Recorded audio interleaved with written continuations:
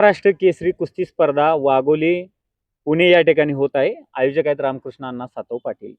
या अधिवेशनामध्ये संपूर्ण देशभर चर्चा झाली, कारण की त्या पद्धतीनं बक्षीस होतं. आणि त्यातच आज पैलवान विक्रमसिंह भोसले यांची जी कुस्ती झालेली आहे पैलवान बाळू बोडके यांच्यासोबत, प्रेक्षणीय कुस्ती झाली. त्याच्या अगोदरची कुस्ती झाली. आता उद्या येणाऱ्या कुस्तीमध्ये असणार आहे सिकंदर शेख यांच्यासोबत कुस्ती. तसं सांगायला गेलं तर पैलवान बाळू बोडके, पैलवान विक्रम भोसले यांची कुस्ती स्पर्धेतली मला वाटते पहिल्यांदाच झाली असेल. आणि कमी वयाचं विक्रमचं वय एकदम कमी आहे. पैलवान आता वय किती आहे तुमचं? आता वय 20 वर्ष. 20 वर्ष वय आहे. त्याच्या अगोदर तुम्ही कुस्ती कोणासोबत केलाय पैलवान बाळू बोडकेंच्या आधी?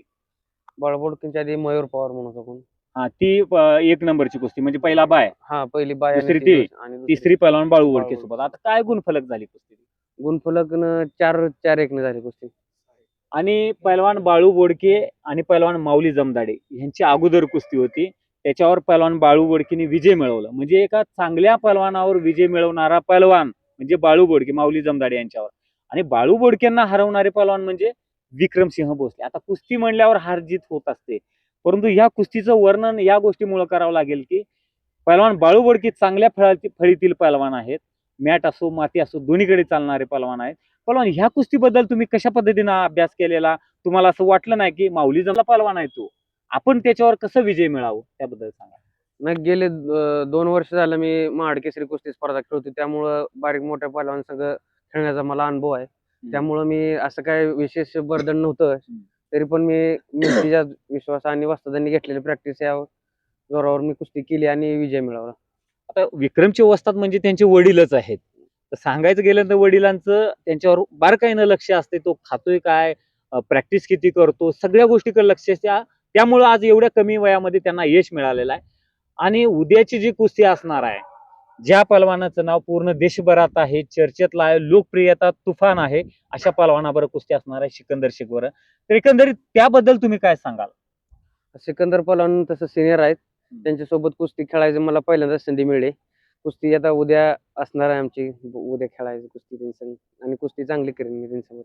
आता काही जे डाव असतात, डावपेच असतात, काही जे महत्वाचे मुद्दे असतात, त्याच्यावर जर विजय मिळवायचा असेल, समोरच्या पलवानावर अभ्यास करायचा असेल, तर तुम्हाला त्यावर अभ्यास करावा लागेल आणि त्या पद्धतीनं आपली कुस्ती करावी लागेल. त्या दृष्टीने सिकंदरचं पूर्ण लोकप्रियता आहे. आणि सिकंदर सोबत कुस्ती करण्याची ही तुम्हाला एक सुवर्ण संधी आहे. कारण की कोणत्याही पलवानाला वाटते की या पलवानाबरोबर आपण कुस्ती केलं तर आपलं नाव होईल, 4 पैसे मैदानी मिळतील. परंतु ह्या कुस्त्या कधी शक्य होत नाही. जर मैदानी खेळायचं म्हणलं तर ह्या कुस्त्या कधी होत नाहीत. आणि ती सुवर्ण संधी हे अधिवेशनात मिळत असते. त्याबद्दल सांगा. सुवर्ण संधी तशी आलेली आहे. त्या संधीचं सोनं करायचं. उद्या खेळणार मी त्यांच्यासोबत. कुस्ती चांगली करेल ती जिंकू किंवा देवाच्या बजरंगबलीच्या आशीर्वादाने मी जिंकू.